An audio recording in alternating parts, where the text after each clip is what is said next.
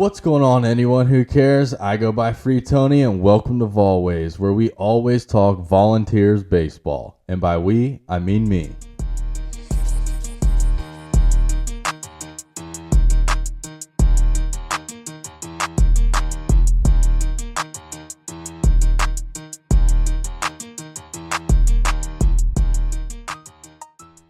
Welcome, everyone, to episode 8 of Volways. Tennessee defeats Lipscomb by a score of 10-0, and they advance to 15-3 on the season. First things first, I need to apologize. I did not make a video after Tennessee played Morehead State this past weekend in a series. I just did not have time. I don't get paid for this, so I have to make my own time. But I have time now, and short recap of this past weekend was just domination. We looked good, and that's about it. So getting into Tuesday. Oh, and I also didn't have a trivia question after my last video. I just didn't care about that. So Tuesday night, Tennessee wins. We had, as an offense, we had 10 runs off 11 hits, had 6 walks, 9 strikeouts, 1 stolen base, and we left 4 in scoring position. We scored runs in bunches again, scored 5 in the second, scored 1 in the fourth, 2 in the fifth, 2 in the sixth. And we just looked solid.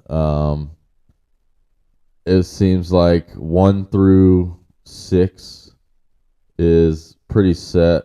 Blake Burke was out. They said he was sick. But looks like 1 through 6 in the lineup is pretty set. It seems like 7 through 9, 7 and 8 really. Charlie Taylor's still playing himself in the lineup. But 7 through 9, mostly 7 through 8, are going to be interchanging throughout the year. Kavaris Tears, I think, right now, obviously, he deserves the most playing time. He's playing really well, but we'll get into a little bit more detail about what happened. But a couple other guys had big games, so we might see this lineup for a little bit. So a couple guys for Tennessee, for the most part, were the source of the runs. Going down, Ahuna was 2 for 4 with a walk, a single. He had a 3-run bomb in the bottom of the second, and he finished with 4 RBIs. He was picked off in the bottom of the first. Their lefty, he had a pretty good pickoff move, obviously, but yeah, that was really the only base running blunder of the day, to be honest. He also had a really nice backhand play in the 6th hole to end the top of the first. And Christian Moore, his on-base percentage, I do remember this from the Morehead State weekend. Going into Game 2 against Morehead State, Christian Moore's on-base percentage was, I know it was over 500. I want to say it was around 560-something, which is insane. That's just crazy. But Tuesday, he was 2 for 4, 2 singles, had a strikeout, and a run scored. Then Dickey ended up in the 3-hole since Blake was out sick. But he was 1 for 3 with a walk, a double, RBI, run scored, and he also had a stolen base. And they've had the shift on him in the, every at-bat, but he tried to lay down a drag bunt down the third baseline and just barely missed it. Sometimes the turf is nice, but sometimes it rolls too smoothly. Sometimes with the grass and the dirt, you can hit a bump and it'll keep the ball just inside the foul line, but that's not happening with turf. But he just barely missed it. And then Denton had a really good day, especially defensively.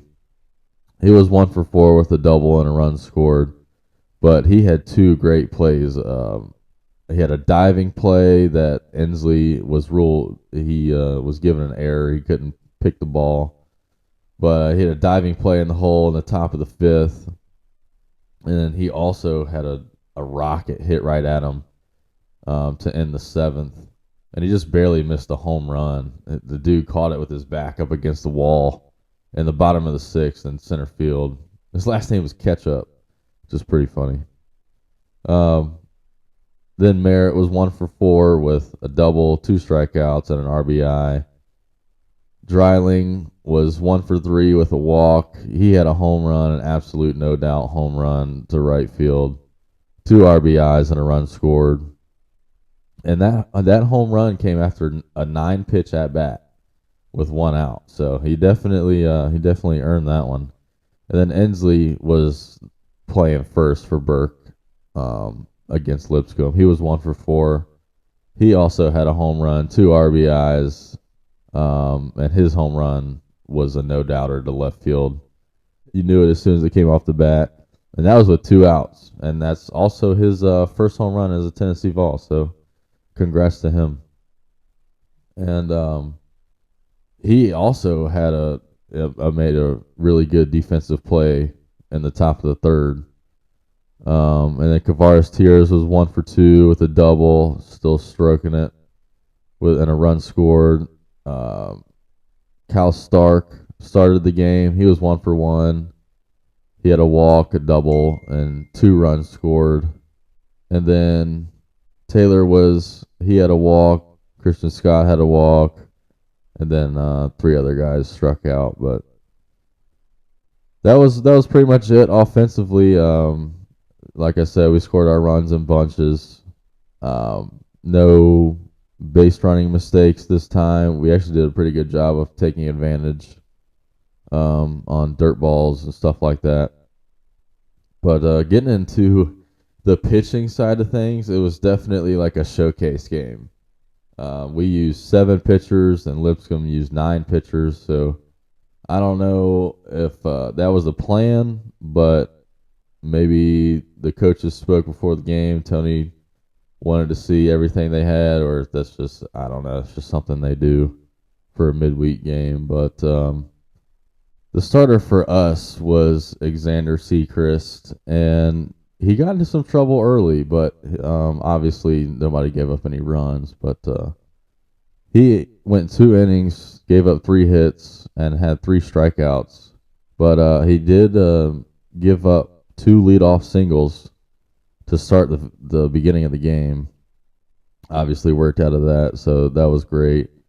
And then Zach Joyce came in, and then Combs, Bemby, Fitzgibbons, Russell, and Fanning. So our staff ended up giving up 5 hits, 5 walks, had 15 strikeouts. So more free queso.